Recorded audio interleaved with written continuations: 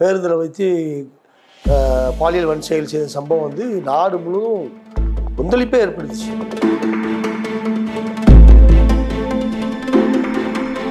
வன்புணர்வு பண்ணவங்க அரசியல் பேக்கப் உள்ளவங்கன்னு சொல்லி பேசப்பட்டுச்சு.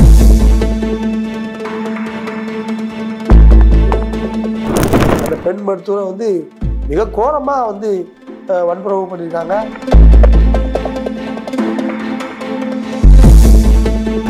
ஒரு நாள் இரவு வந்து ஒரு 3 மணிக்கிட்ட போயிட்டு விடிய காலம் 3 மணிக்கு ரொம்ப நிசப்தமாக இருக்கும், எல்லாம் தூங்கிட்டு இருப்பாங்க. அந்த நேரத்தில் போய் அந்த ஒரு 13 வயசு பிள்ளைய 8ஆம் கிளாஸ் படிக்கக்கூடிய பிள்ளைய வந்து அந்த சிவராமன் என்பவர் வந்து வன்புணர்வு செய்ததாக புகார் பதிவு செய்யப்பட்டுள்ளது.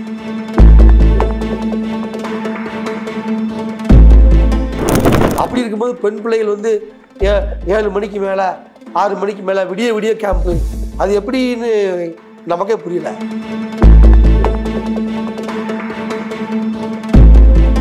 கற்பழிச்சிட்டானா அவன் தலையை வெட்டு.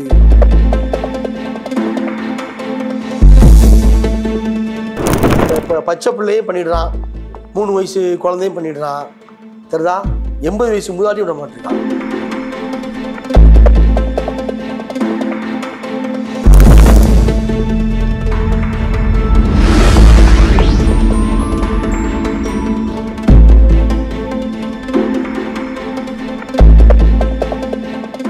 நம் தமிழ் நெஞ்சங்களுக்கு வணக்கம். இன்றைய குற்ற பிரிவு செய்தியில் வந்து தமிழகத்தில் பரபரப்பை ஏற்படுத்தியுள்ள பாலியல் வன்செயல் சம்பவங்களை பார்க்க போகிறோம். அதாவது பாலியல் வன்செயல்கள் வந்து பல மாதிரி இருக்கும், ஆனால் இது ஒரு புது விதமாக நடந்திருக்கு. இதுக்கு முன்னாடி நம்ம பழைய சம்பவங்கள் சிலவற்றை நம்ம வந்து இப்போ வந்து அசை போடலாம். ஏன்னா மிகப்பெரிய புரட்சியை ஏற்படுத்துச்சு. ஒரு பெண்ணை வந்து டெல்லியில் வந்து கடந்த 2012ஆம் ஆண்டு அந்த ஒரு மாணவியை வந்து 6 பேர் சேர்ந்து பேருந்தில் வைத்து பாலியல் வன்செயல் செய்த சம்பவம் வந்து நாடு முழுவதும் கொந்தளிப்பே ஏற்படுத்துச்சு. பெரிய கொந்தளிப்பு. அந்த கொந்தளிப்பு வந்து சொல்ல முடியாத கொந்தளிப்பு. அந்த மாணவிக்காக வேண்டி அவங்க பேரே வந்து நிர்பயான்னு வச்சுட்டாங்க. நிர்பயான்னு வச்சு அந்த மாணவியினுடைய மரணம் வந்து மிகப்பெரிய புரட்சி ஏற்படுத்துச்சு. எல்லா இடமும் ஆர்ப்பாட்டம் பண்ணாங்க. எல்லா நகரங்களையும் மக்கள் வந்து ஒரு பெண் குழந்தைகளுக்கு இந்த மாதிரிலாம் நடக்கக்கூடாதுன்னு சொல்லி ஆர்ப்பாட்டம் பண்ண விளைவாக 2012 சம்பவம் 2013 தீர்ப்பு கொடுத்தாங்க. நீதிபதிகள் வேகமாக தீர்ப்பு கொடுத்தாங்க. 6 பேர் மொத்தம் சம்பவத்தில் 4 பேரையும் வந்து கடைசியாக எஞ்சியிருந்த 4 பேரையும் என்ன பண்ணிட்டாங்க, அங்கே திகாரிலே வந்து தூக்கிலிட்டாங்க. அதாவது பாலியல் வன்செயலுக்கு ஜனநாயகம் கொடுத்த உச்சபட்ச தண்டனை தூக்கு தண்டனை இந்தியாவில். அது வரவேற்பை பெற்றுச்சு. அவங்களுடைய பெற்றோர்கள்லாம் ரொம்ப அதை வந்து அவங்க வந்து போராடி அதை தண்டனையை வாங்கினாங்க. ஏன்னா மிகப்பெரிய வழக்கு. இப்போ அதே போல தான் வந்து தமிழ்நாட்டில் கடந்த ஆட்சியின் போது பொள்ளாச்சி சம்பவம். பொள்ளாச்சியில் பல மாணவிகளை வந்து என்ன பண்ணிட்டாங்க, கூப்பிட்டு போயிட்டு வந்து ரொம்ப ஏமாற்றி அவங்கள வந்து வன்புணர்வு செய்து அவங்க கெஞ்சி கூத்தாடினாங்க. அப்போ கூட அவங்கள விடாமல் பாலியல் வன்செயல் செஞ்சு ஒரு பெரிய கூட்டம் இன்னும் அவங்க சிறையில் இருக்கிறாங்க. அவங்களுக்கு வந்து ட்ரையல் போய்கிட்டு இருக்கு. இன்னும் அது தண்டனை வழங்கப்படலை. ஆனால் ட்ரையல் போய்கிட்டு இருக்கு. பொள்ளாச்சி சம்பவம் வந்து மிகப்பெரிய பிரளயத்தை ஏற்படுத்திச்சு. அந்த சம்பவத்தினால வந்து அரசியல்வாதிகள் பல பேருடைய பேர்கள்லாம் அதில் அடிபட்டுச்சு. இந்த அரசியல்வாதிகள்லாம் பின்னணியில் இருந்து செயல்பட்டுருக்காங்க, அந்த வன்புணர்வு பண்ணவங்க அரசியல் பேக்கப் உள்ளவங்கன்னு சொல்லி பேசப்பட்டுச்சு. புலனாய்வு இதழ்கள்லாம் அதை எடுத்து பெருசாக ஆடியோ வீடியோவோட போட்டு ரணகலம் படுத்தினாங்க. எல்லா இடமும் போய் பெரிய வீழ்ச்சி ஏற்படுத்திச்சு. அதுக்கு பொதுமக்களும் வந்து ஆதரவு கொடுத்தாங்க போராட்டங்களுக்கு. இப்போ பார்த்தீங்கன்னா சமீபத்தில் போன வாரம் கொல்கத்தாவில் வந்து ஒரு பெண் மருத்துவர் அநியாயமாக மிக கொடூரமாக என்ன பண்ணிருக்காரு, பாலியல் வன்செயலுக்கு ஆளாயிருக்கார். பெண் மருத்துவர். அந்த பெண் மருத்துவர் வந்து இறந்ததுக்காக வேண்டி இன்னும் அங்கே தீ பற்றி எரிஞ்சிக்கிட்டு இருக்கு. பக்கத்தில் வங்கதேசத்தில் வந்து புரட்சி நடந்த மாதிரி இங்கே போராட்டம் நடந்துகிட்டு இருக்கு. வங்கதேசத்தில் புரட்சி பண்ணதுனால அதிபர்லாம் ஓடி போயிட்டாங்க, நாட்டை விட்டே ஓடி இந்தியாவுக்கு வந்துட்டாங்க. ஆனால் வந்து பாருங்கள் அதே போல் புரட்சி அங்கே வெடிச்சு கிடக்குது. அந்த பெண் மருத்துவருக்காக வேண்டி மிகப்பெரிய போராட்டங்கள் நடந்துக்கிட்டு இருக்கு. அந்த பெண் மருத்துவரை வந்து மிக கோரமாக வந்து வன்புணர்வு பண்ணியிருக்காங்க. அந்த மருத்துவ ரிப்போர்ட்டெல்லாம் வந்து பார்க்கும் பொழுது மிகப்பெரிய கவலையை ஏற்படுத்துது. இந்த மாதிரிலாம் வன்புணர்வுகள் செய்வாங்களா அப்படின்னு சொல்லி மிருகங்கள் போல் செயல்பட்டுருக்காங்கன்னு சொல்லி சொல்லப்படுது. எங்கே பார்த்தாலும் போராட்டம் நடந்துகிட்டு போந்தாங்க. இந்த சூழ்நிலையில் தான் இப்போ நம்ம கிருஷ்ணகிரி மாவட்டத்தில் வந்து ஒரு பாலியல் வன்செயல் வந்து பதிவாயிருக்கு. கிருஷ்ணகிரி மாவட்டத்தில் அது வந்து என்சிசி கேம்பில்.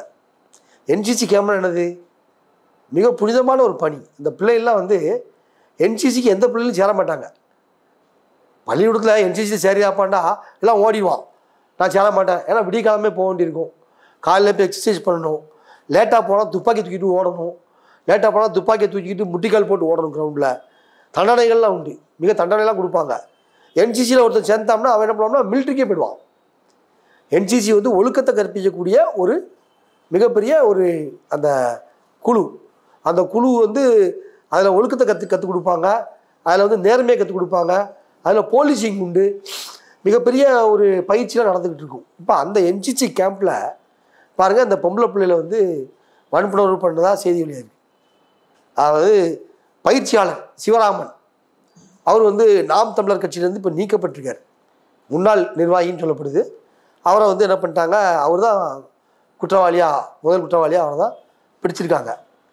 இந்த பிள்ளை வந்து இந்த சம்பவம் என்னென்னா, என்சிசி கேம்ப் வந்து ஒரு ஒரு 17 பிள்ளைகள் அதில் இருக்கிறாங்க. 17 பிள்ளைங்க வந்து அந்த கேம்பில் வந்து பயிற்சி எடுத்துகிட்ருக்காங்க. அவங்களுக்கு ஒரு வார கால பயிற்சி 5ஆம் தேதியிலேருந்து 9ஆம் தேதி வரைக்கும் பயிற்சின்னு சொல்லப்படுது.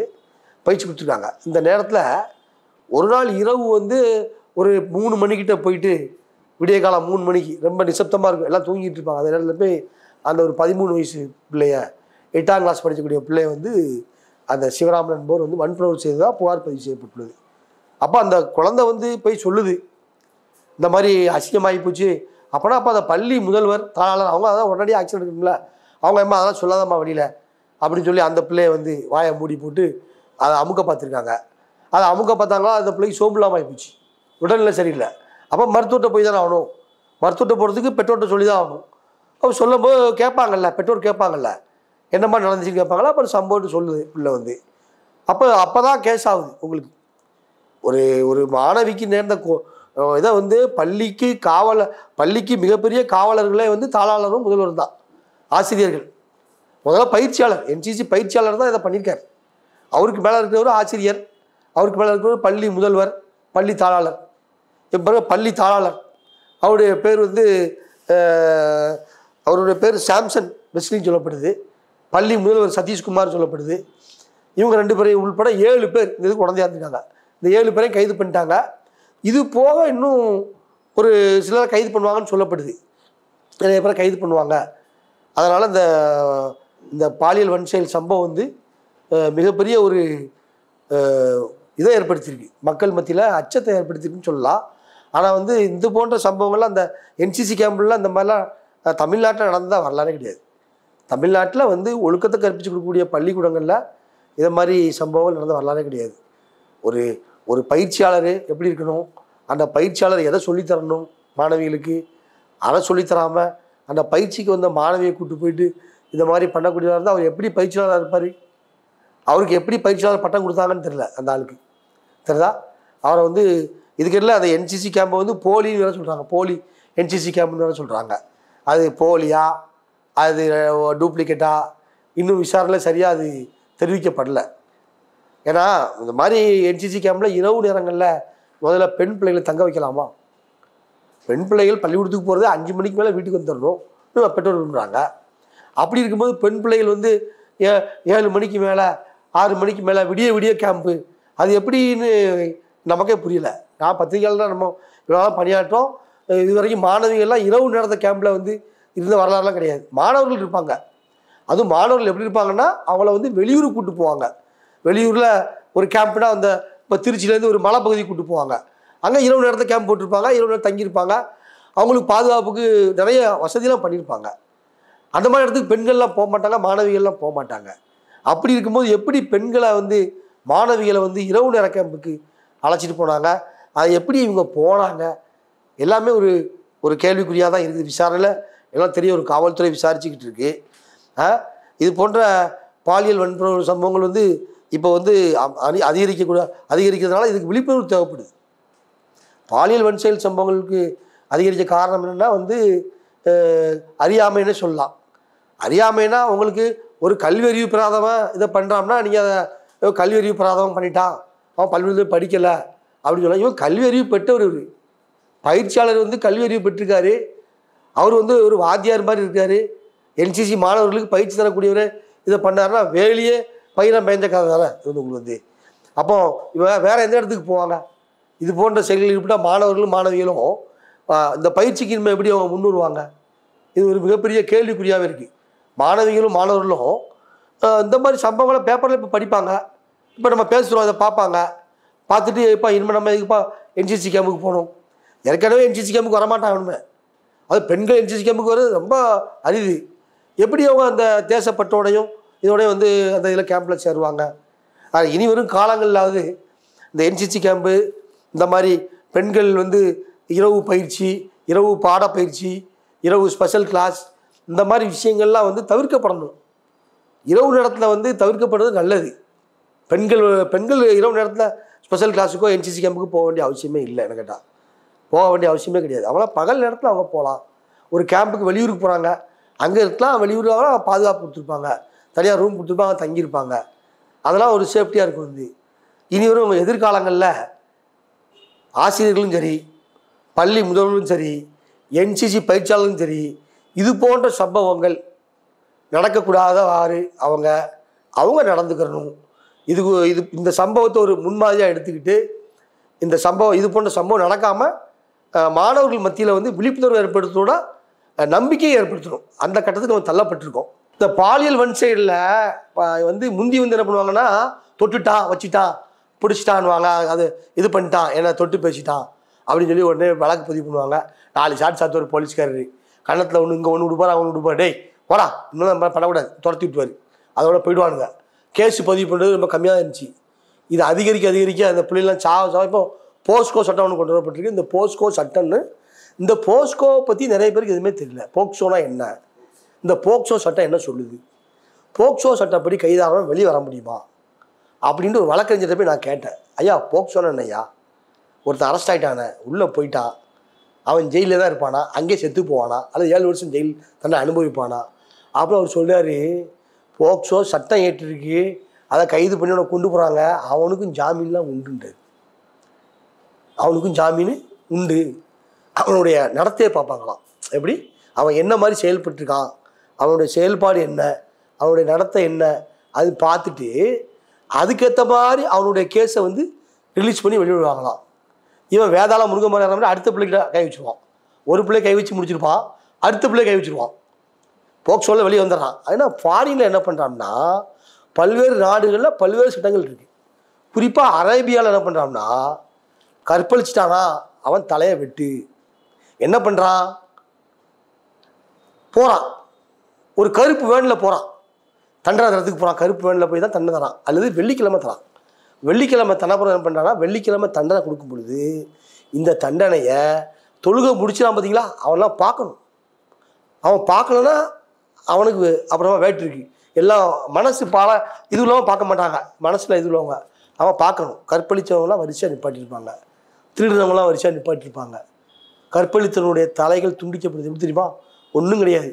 கருப்பு துண்டை போட்டு தலையில் போடுறான், போட்டு என்ன பண்ணுறான், ஒரு தட்டை கொடுத்து தட்டை பாருன்றான். அடுத்த நிமிஷமே தட்டு தலையில் இருக்குது.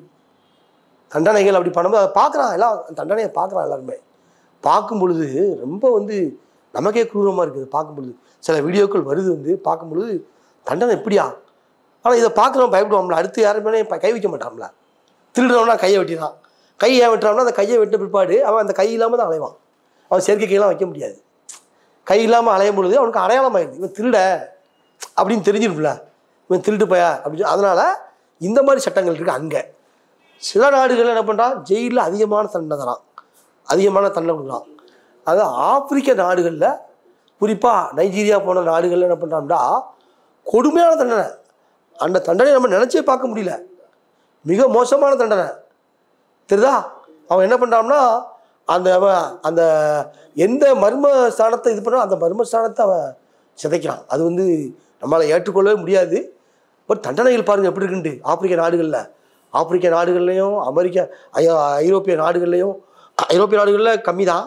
அரபு நாடுகள்லையும் ஆப்பிரிக்க நாடுகள்லையும் ரொம்ப வந்து சிவியராக பண்ணுறான். அந்த இதை வந்து உங்களுக்கு வந்து அந்த மாதிரி தண்டனை இங்கே பொருந்தாது. நம்ம அதை ஏற்றுக்கிற மாட்டோம். மரண தண்டனை நம்ம ஏற்றுக்கிட்டு இருக்கோம். நம்ம மரண தண்டனை எதிர்த்து பேசிக்கிட்டு இருக்கோம். நம்ம வந்து மரண தண்டனை வேண்டான்னு நம்ம சொல்கிறோம். ஆனால் இதுக்கு வந்து இந்த பாலியல் வன்செயல் சம்பவங்களுக்கு என்ன பண்ணணும்னா, நம்ம கவர்மெண்ட் வந்து ஒரு சரியான ஒரு போக்சோ மாதிரி ஒரு புதிய தீர்வு ஒன்றை காணணும். தற்போது இந்த பாலியல் வன்செயல் சம்பவங்கள் வந்து எந்த வயசில் பண்ணனே ஒரு ஒரு ஒரு இதே இல்லாமல் போச்சு. இப்போ பச்சை பிள்ளையும் பண்ணிடுறான், 3 வயசு குழந்தையும் பண்ணிடுறான், தெரியுதா? 80 வயசு மூதாட்டியும் விட மாட்டிருக்கான் மனுஷன். பாருங்கள், அண்மையில் வந்து வியாசர்பாட்டில் பிவி காலனியில் வந்து ஒரு 80 வயசு மூதாட்டியை வந்து வன்புணர்வுக்கு போய் அந்த அம்மா கூச்சலிட்டு இருக்காங்க. இப்போ கட்டை எடுத்து என்ன பண்ணிட்டான், அந்த ஆள் அடிச்சிட்டான். 35 வயசுக்காரன். அந்த அம்மா செத்து போச்சு. இப்போ என்னாச்சு, கேஸு 2 ஆச்சு. ஒன்று வன்புணர்வு கேஸு, இன்னொன்று கொலை கேஸ் ஆகி போச்சு இல்லையா? அப்போ 2 கேஸு. எப்படி அந்த இதுக்கெலாம் காரணம் என்னென்னா, அந்த போதை மயக்கம். போதையில் என்ன பண்ணுறதுனே தெரியாமல் மனுஷன் பண்ணுறான். இந்த போதை மயக்கம், அதாவது குடிச்சுவிட்டு நம்ம என்ன பண்ணுறோன்னு நம்ம தெரியாமலே போய் பார்க்குறாள்லாம் தப்பாக பார்க்குற அளவுக்கு போய் பண்ணிடுறான் வந்து உங்களுக்கு. அதாவது ஒருத்தன் போதையில் இருந்தானாலே அவன் டபுள் மேனாக ஆகிருக்கான். ஒரு மேன் கிடையாது, டபுள் மேனாக இருப்பான் போதையில் உள்ளவன். ஏற்கனவே ஒருத்தர் இருப்பான், அவனுக்குள்ளே இன்னொருத்தர் இருப்பான் போதை போட்டு. அப்போ அந்த இவன் இயல்பாக இருந்தால் கூட அந்த உள்ளே இருக்கான் பார்த்தீங்களா, அவன் சும்மா இருக்க மாட்டான். ஏதாவது பண்ணுவோமேன்னுவான். அவனை போய் அடிப்போமே, இவனை போய் கொள்ளுவோமே, இவனை போய் வம்பு பண்ணுமேன்னு சொல்லி செய்து இயற்கையாக வரும். அது இந்த இரவு நேரங்களில் எந்த பெண்களே பார்த்தானா அவன் அவ்வளோதான், முடிஞ்சு போச்சு கதை. அந்த மாதிரி தான் நடந்துருக்கு இந்த சம்பவம் வந்து. இப்போது இது மாதிரி ஈடுபடுறாங்க. இந்த மாதிரி கண்ணுமுக்கு தெரியாமல் ஒரு இயல்பாக ஈடுபடுறவன்ற கதை வேறு. இப்போ இந்த ஸ்கூலில் ஈடுபட்டிருக்கானுங்க, அதாவது கைது பண்ணியிருக்காங்க, இது கதை வேறு. போதையில் போய் ஈடுபடுறவங்களுக்கு என்ன தண்டனை, என்ன பண்ண போகிறாங்க, என்ன மாதிரி தண்டனைகள் வழங்க வேண்டும்ன்றதை மத்திய மாநில அரசுகள் வந்து அதை வந்து உறுதிப்படுத்தணும். அதாவது தண்டனைகளை கடுமையாக்கணும். தண்டனைகளை கடுமையாக்கினா தான் பாலியல் வன்செயலிருந்து பெண்களும் தப்பிக்க முடியும், ஆண்களும் தப்பிக்க முடியும். ஏன்னா பாலியல் வன்செயல் சட்டம் கடுமையாகிட்டுனா ஆண்கள் தப்பிக்க வாய்ப்பு இருக்குது. ஏன்னா சட்டத்தை பார்த்து பயப்படுவான். ஐயோ இந்த மாதிரி சட்டம் போட்டாம்பா, நம்ம வர முடியாது. 7 வருஷத்தை 14 வருஷம் ஆகிட்டாம்பா, ஆயுள் தண்டனை ஆகிட்டான், நம்ம வர முடியாது. அப்புறம் காலத்துக்கு ஜெயிலில் தான்ப்பா இருக்கணும், கொலை கேஸ் மாதிரி ஆயிடுச்சு அப்படின்னு சொல்லி சட்டங்களில் சில திருத்தங்கள் ஏற்படுத்தினா இது போன்ற சம்பவங்கள் நடக்க வாய்ப்பு குறையும். இன்னொன்று, நம்ம நாட்டில் மக்கள் தொகை பெருகிட்டு குற்றம் எங்கே என்ன பண்ணுறானே தெரில, எங்கே என்ன பண்ணிக்கிட்டு இருக்கானே தெரில. பீச்சுக்கு போனால் பீச்சில் கூட்டம், பார்ட்டில் போனால் பார்ட்டில் கூட்டம், மாலில் போனால் மாலில் கூட்டம். என்ன செய்கிறான், பஸ்ஸில் போனால் பஸ்ஸில் சண்டை போட்டுக்கிறாங்க, நமக்கே தெரிய மாட்டேருக்கு. ஒரு பொம்பளை கடந்து கத்துறாங்க, ஐயோ இந்த என்னை பிடிச்சி தட்டுறான் வைக்கிறான் வாங்குறான்னு கத்துறாங்க. அந்த இடத்துல போய் யார் போய் காப்பாற்றுறது? எல்லாரும் போய் எல்லோரும் காப்பாற்ற முடியாது, எல்லோரும் துப்பாக்கி தரவும் முடியாது. அதனால் ஒவ்வொரு மனுஷனும் தனக்குள்ளே ஒரு சுய ஒழுக்கத்தை ஏற்படுத்தணும். அந்த சுய ஒழுக்கத்தை ஏற்படுத்துறதுக்கு அரசு வந்து சட்டங்களை வந்து ஒரு 2 மத்திய மாநில அரசுகள் வந்து சட்டங்களை டைட் பண்ணாங்கன்னா கொஞ்சம் ஓரளவுக்கு இதை மட்டுப்படுத்த முடியும். இதுதான் நம்முடைய கருத்தாக இருக்குது. வரும் வாரத்தில் மீண்டும் ஒரு குற்றவியல் செய்தியில் நாம் சந்திப்போம். அதுவரை விடைபெறுகிறோம். நன்றி, வணக்கம்.